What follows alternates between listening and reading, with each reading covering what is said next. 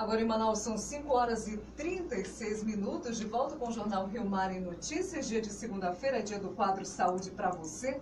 E tão importante quanto adotar hábitos saudáveis de prevenção, o rastreamento ou screening do câncer cumpre um papel fundamental para o controle da doença no Brasil. 3 principais tipos de câncer podem ser detectados precocemente a partir do rastreamento populacional. E para a gente tratar sobre o assunto, nós recebemos aqui nos estúdios da Rádio Rio Mar FM a oncologista clínica e coordenadora do Núcleo de Cuidados Paliativos na Clínica Sensomed Oncologia, a doutora Caroline dos Anjos. Seja bem-vinda à Rádio Rio Mar. A gente fala para a capital, no interior. Estamos também ao vivo, nesse momento, pelo Facebook da Rádio Rio Mar e também pelo Facebook da Sensomed Oncologia. Doutora, seja bem-vinda. Boa tarde. Boa tarde a todos, boa tarde, ouvintes. É uma satisfação estar de volta para a gente falar de um assunto tão importante. Doutor, inicialmente, o que é o rastreamento do câncer? Bom, então o rastreamento é qualquer medida que a gente faz para detectar o câncer na ausência de sintomas. Então a gente tem alguns protocolos de exames que vão ser realizados na população feminina e masculina a partir de determinadas faixas etárias, mesmo na ausência de sintomas, para que a gente faça o diagnóstico do câncer nessa fase. Porque quando eu não tenho ainda sintomas relacionados à doença, significa que eu tenho a doença em fases iniciais. Portanto, diagnosticar nessa fase aumenta sobremaneira as minhas taxas de cura da doença. Quando eu falo fazer exame sem sintoma, é o primeiro tabu que a gente encontra na população, que as pessoas têm a cultura, na maior parte das vezes, de procurar um médico quando eu tenho um problema. Então, eu tenho um problema, um sintoma, uma alteração física, e eu procuro o médico para fazer os exames e investigar. Mas no câncer, quando eu já tenho sintoma, ou quando eu já tenho uma alteração física, como, por exemplo, um nódulo na mama palpável, de uma forma geral, eu já tenho uma fase mais avançada da doença. Doutora Caroline, com que frequência então deve ser feito esse rastreamento? Depende muito, primeiro, do que a gente está falando. Se é uma população feminina, a primeira coisa que a gente tem que lembrar na nossa região é do câncer de colo uterino, que é o mais incidente. Então a gente tem que pensar que a mulher que iniciou sua vida sexual, ela precisa fazer o exame de Papa Nicolau ou preventivo, pelo menos até 3 anos depois da primeira relação sexual. Assim como no câncer de mama, a partir dos 40 anos, toda mulher precisa fazer a mamografia bilateral.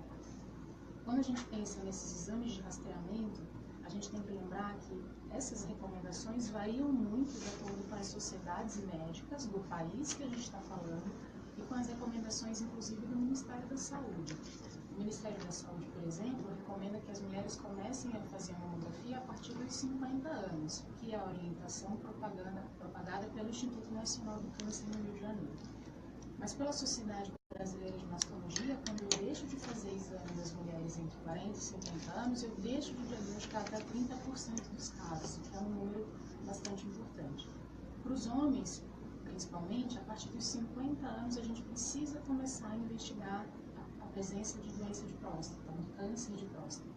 E para ambos, a partir dos 50 anos, e talvez esse seja o exame que a maior parte da população desconhece, mas a partir dos 50 anos, homens e mulheres precisam fazer colonoscopia de rastreamento, porque a gente vai visualizar certas lesões benignas, que são os pólipos, que a gente precisa retirar, porque se eu não retiro esse pólipo daí 5, 10 anos, ele vai se transformar no câncer, no tumor maligno.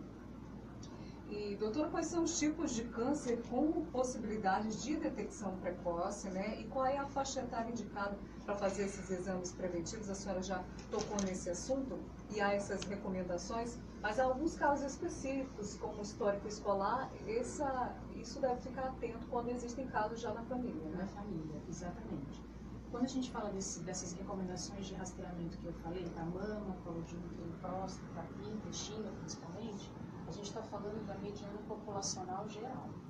Mas quando eu tenho algum caso na família de determinado tipo de câncer, ou quando eu já tenho alguma síndrome genética diagnosticada nessa família, essa recomendação muda completamente. Então, se eu tenho, por exemplo, casos de câncer de mama na família, que eu já tenho mutações, é mais comum, é a do BRCA, a mulher começa a fazer rastreamento a partir dos 25 anos de idade. Então, essa recomendação muda. Essas recomendações de rastreamento gerais que eu falei é para a população que não tem esses casos importantes na família. Além dos que a gente falou, então, mama, colo uterino, intestino, próstata, a gente sabe que fazer exame de rastreamento, por exemplo, para os pacientes que fumam, com tomografia de tórax, também reduz o número também reduz a mortalidade por câncer de pulmão. Mas a gente ainda não tem essa recomendação formalizada no nosso país. Assim como o câncer de estômago é o segundo mais prevalente aqui na nossa região nos homens, mas também não existe ainda uma recomendação formal de fazer endoscopias ciliares nessa população. Então a gente ainda precisa ter melhorias nesse sentido.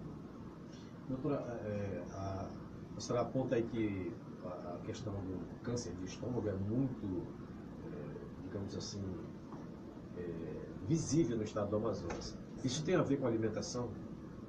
Existe a hipótese que a alimentação tem, sim, correlação. Por exemplo, no Japão, eles têm programas de rastreamento para câncer de estômago, principalmente pelo hábito alimentar de defumados, comidas com shoyu, que tem bastante cloreto de sódio. Aqui na nossa região, a gente também tem regiões que ainda têm o hábito de conservar alimentos com sal, a gente tem o hábito do peixe, por exemplo, na região, eles têm bastante sal, e isso sim é um fator de risco. Assim como comidas defumadas, comidas enlatadas, a higiene da comida que vai favorecer, por exemplo, a infecção da bacilose. Então, sim, tem relação com a alimentação da região, sim. O segundo mais frequente nos homens só perde para o câncer de próstata. E, doutora Caroline, qual a importância do rastreamento populacional também? Quando a gente pensa em rastrear a população, eu estou diagnosticando em fases muito iniciais, então eu reduzo o custo de saúde do governo, porque eu estou tratando menos esses pacientes, já que eles não vêm com casos tão avançados de doença, e eu estou aumentando a sobrevida, a expectativa de vida da população, porque eu deixo de ter casos que vão ser cânceres avançados, que vão precisar de muitas linhas de quimioterapia, de muitas cirurgias, de muita radioterapia, por exemplo. Então, na verdade, eu tenho um ganho para a população, que vai ser tratada de forma mais efetiva, com grandes expectativas de cura, e eu tenho um ganho de planejamento de custo em saúde para o nosso governo. E qual é a eficácia, né, desses programas de screening populacional aqui no Brasil? E deixa suas considerações finais também aos nossos ouvintes, para ficarem atentos e, claro, né, cuidar sempre da saúde. No nosso país, a gente ainda tem uma baixa cobertura de exames de rastreamento, tanto por falhas ainda no nosso sistema de saúde, como pela aceitação da população de fazer exames sem sintomas. A gente precisa lembrar que é de extremo importante que a gente vá, sim, que a gente procure o médico, não só quando tem sintoma, mas antes deles existirem, para que a gente consiga, de uma forma efetiva, se livrar de problemas maiores. Eu agradeço muito o espaço para a gente conversar sobre rastreamento. Espero que tenha ficado claro. Muito bem, agora são 5h44 e depois de 7 meses do suposto genocídio de indígenas no Vale do Javari, o caso segue sem resolução. Em 2 anos, 11 indígenas foram assassinados no estado do Amazonas. A causa